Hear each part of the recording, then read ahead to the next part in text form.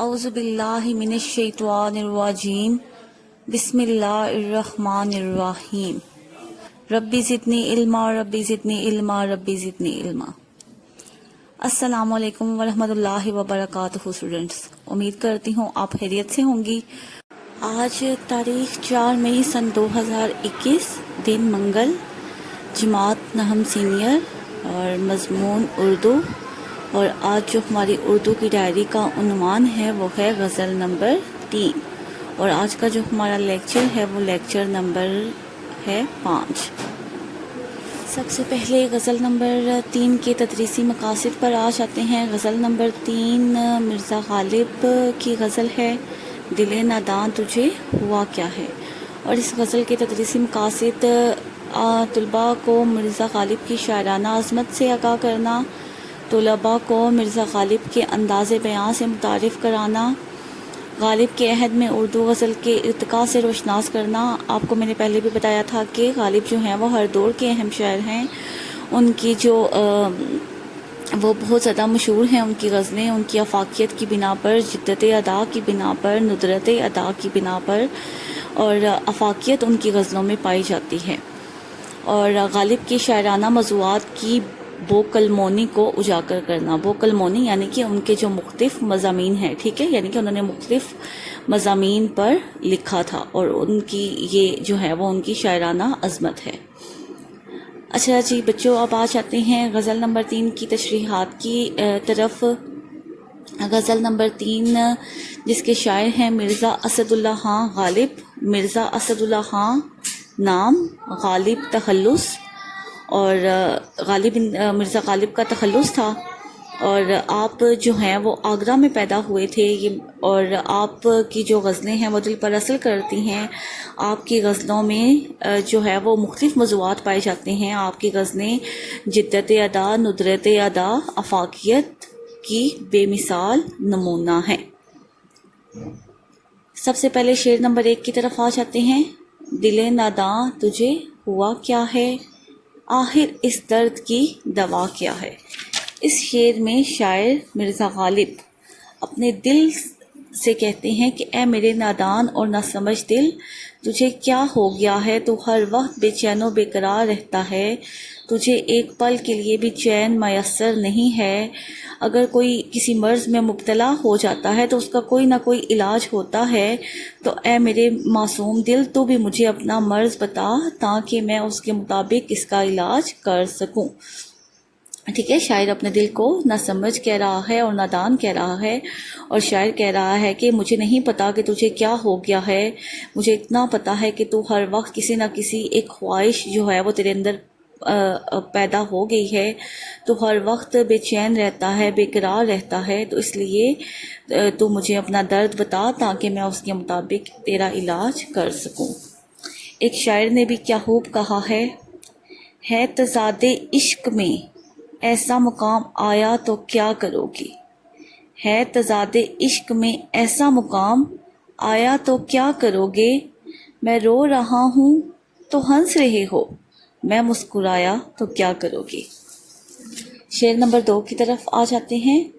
ہم ہیں مشتاق اور وہ بیزار، ہم ہیں مشتاق اور وہ بیزار، یا الہی یہ ماجرا کیا ہے۔ اس شعر میں شاعر کہتے ہیں کہ میں اپنے محبوب کو دیکھنا چاہتا ہوں، میں اپنے محبوب سے ملنا چاہتا ہوں، اس سے باتیں کرنا چاہتا ہوں، اسے اپنے دل کے حالات و واقعات سے آگاہ کرنا چاہتا ہوں، لیکن میرا محبوب مجھ سے ملنا نہیں چاہتا، وہ مجھ سے اکتایا ہوا نظر آ رہا ہے۔ شاعر کی سمجھ میں کچھ نہیں آ رہا کہ یہ کیا قصہ ہے، تو شاعر اللہ تعالیٰ سے پوچھ رہا ہے کہ یا اللہ یہ کیا قصہ ہے، میں تو دل سے اپنے محبوب کی قربت کا خواہش مند ہوں، اور میرا محبوب مجھ سے بہت پرے ہے، تو یا اللہ تو ہی مجھے بتا یہ کیا قصہ ہے۔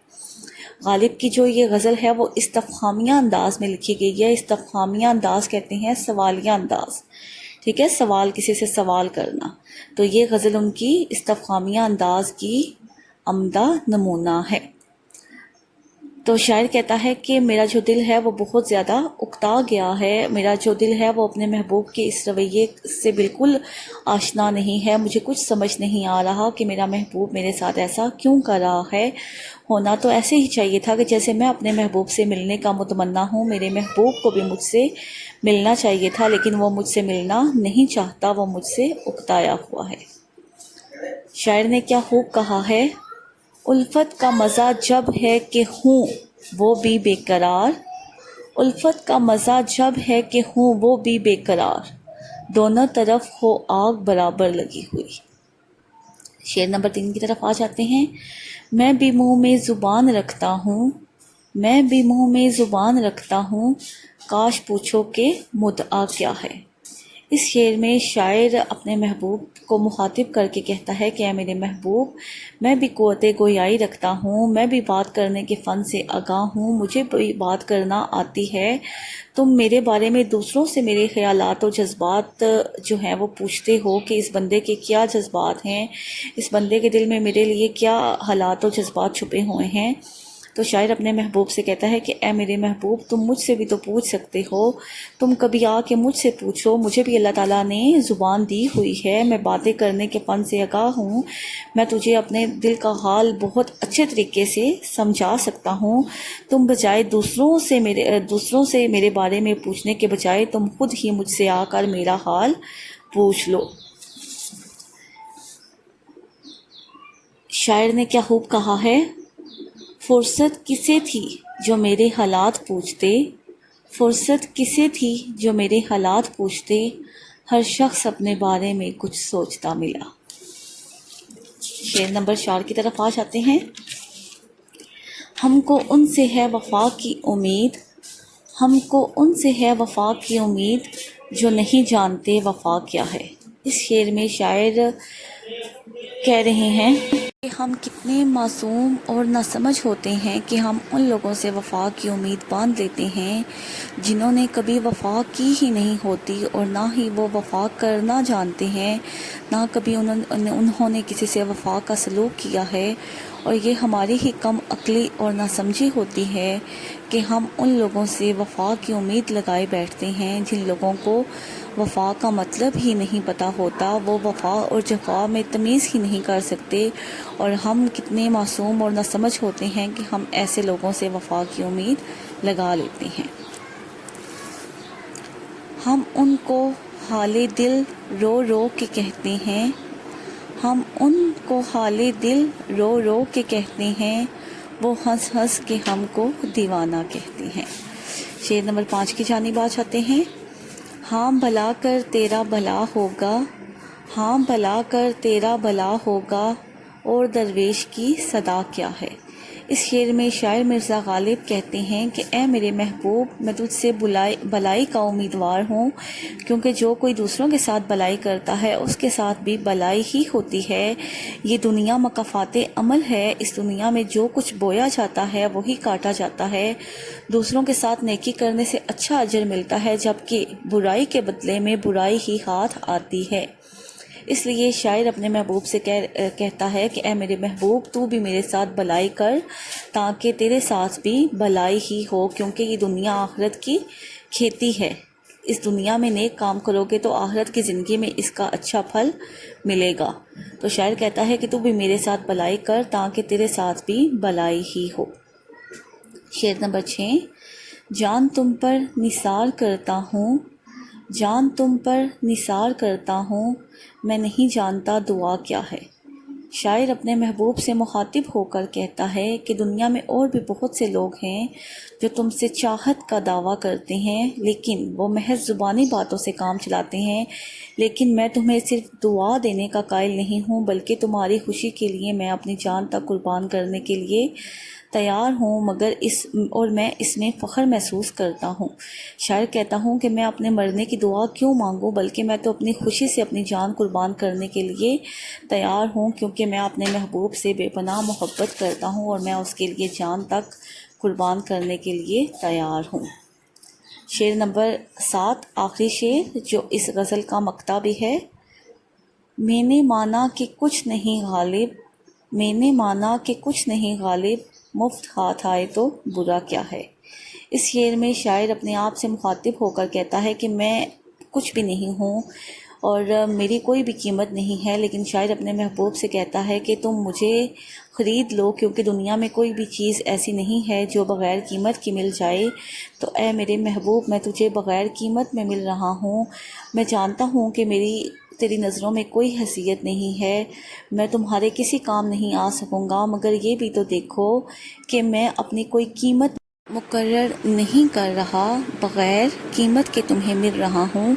آخر اس میں برائی ہی کیا ہے جو میں تیرا ہو جاؤں، میں اس کے بدلے میں کچھ بھی نہیں چاہتا ہوں۔ اصل میں شاعر اپنی ہستی کو اپنے محبوب میں ضم کر دینا چاہتا ہے، اس کے لیے وہ میں اپنے محبوب سے کسی قیمت کا طلبگار نہیں ہے۔ تو شاعر کہتا ہے کہ میں بغیر قیمت کے اے میرے محبوب میں تجھے مل رہا ہوں، تو تم مجھے لے لو، کیونکہ دنیا میں کوئی بھی چیز جو ہے وہ بغیر قیمت کے نہیں ملتی، اور اگر میں تمہیں بغیر قیمت کے مل جاؤں تو مجھے لینے میں کیا برائی ہے۔ یہ میں نے آپ کو مکمل تشریحات اس غزل کی پڑھا دی ہیں، آپ لوگوں نے اچھے طریقے سے یہ تشریحات سننی ہیں، اور پھر ان تشریحات کو صرف آپ نے ایک دفعہ اپنے دماغ میں بٹھا لینا ہے، اور خود پھر آپ نے تشریحات جو میں نے آپ کو تھوڑی بہت جو ہے وہ تشریح بتا دی ہے، اور آپ نے اسی تشریح کے مطابق آپ لوگوں نے خود سے اپنی تشریح بھی کرنی ہے، اور پھر اس کو اپنے رجسٹر پر لکھنا ہے۔ تو مرزا غالب کی یہ جو غزل ہے وہ آپ لوگوں کو اچھے طریقے سے سمجھ آ گئی ہوگی، اور مرزا غالب کی یہ جو غزل ہے وہ ان کے دیوان غالب سے لی گئی ہے، یہ بات بھی آپ لوگوں نے یاد رکھنی ہے۔ اب آ جاتے ہیں مشقی سوالات پر۔ اس غزل کی مشق پر سب سے پہلا سوال، شاعر کو کن سے وفا کی امید ہے؟ تو جواب، شاعر کو اپنے محبوب سے وفا کی امید ہے جو وفا کے بارے میں کچھ بھی نہیں جانتا۔ شاعر نے کسے نادان کہا ہے؟ جواب، شاعر نے اپنے دل کو نادان کہا ہے جو دوسروں کی باتوں پر فوراً اعتبار کر لیتا ہے۔ سوال نمبر 3، کون مشتاق ہے اور کون بیزار؟ شاعر اپنے آپ کو مشتاق کہتا ہے اور اپنے محبوب کو بیزار کہہ رہا ہے۔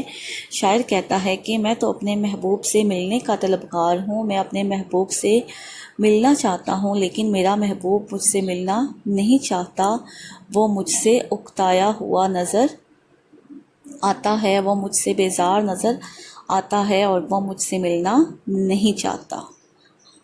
تو آپ ان جو سوال ہیں ان کے جو اشعار ہیں وہ بھی ان کے نیچے لکھ سکتے ہیں۔ اچھا جی، اگلا سوال ہے، درویش کے لب پر کیا صدا ہے؟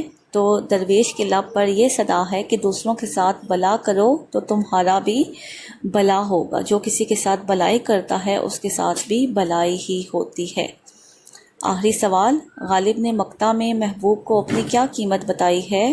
تو جواب، غالب نے مقطع میں محبوب کو بتایا ہے کہ میں مفت میں تمہیں مل سکتا ہوں، تو جو چیز مفت میں مل رہی ہو انسان کو اسے لے لینا چاہیے، اسے لینے میں کوئی بھی برائی نہیں ہے۔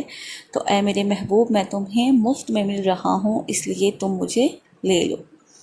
اگلا سوال ہے، درجہ ذیل الفاظ کے معنی لکھیں اور جملوں میں استعمال کریں۔ دل ناداں نہ سمجھ دل، اے میرے دل ناداں تو اس قدر بے چین کیوں ہے؟ مشتاق چاہنے والا، عاشق ہر وقت اپنے محبوب کا مشتاق رہتا ہے۔ بیزار، ناراض یا ناخوش، تو اس کا جو جملہ ہے وہ ہے، میں ٹی وی دیکھنے سے بیزار ہو گیا ہوں۔ تو یہ آپ لوگوں کی جو مشق کے سوالات تھے وہ میں نے آپ لوگوں کو کرا دیے ہیں۔ اب آ جاتے ہیں ڈائری کی طرف۔ سب سے پہلے آپ لوگوں کی سرگرمی ہے اس غزل میں سے مقطع اور مطلع ڈھونڈ کر لکھنا ہے، اور جو ڈائری ہے آپ کی وہ ہے غزل نمبر 3، تشریحات اور مشق یاد کر کے خطاطی میں اپنے رجسٹر پر آپ لوگوں نے لکھنی ہے۔ یہ آپ لوگوں کی ڈائری ہے۔ چھٹی کی دعا کی طرف آ جاتے ہیں۔ سبحانک اللہم و بحمدک، اشہد ان لا الہ الا انت، استغفرک و اتوب الیک۔ اس کے ساتھ ہی میں آپ سے اجازت چاہتی ہوں۔ اللہ حافظ۔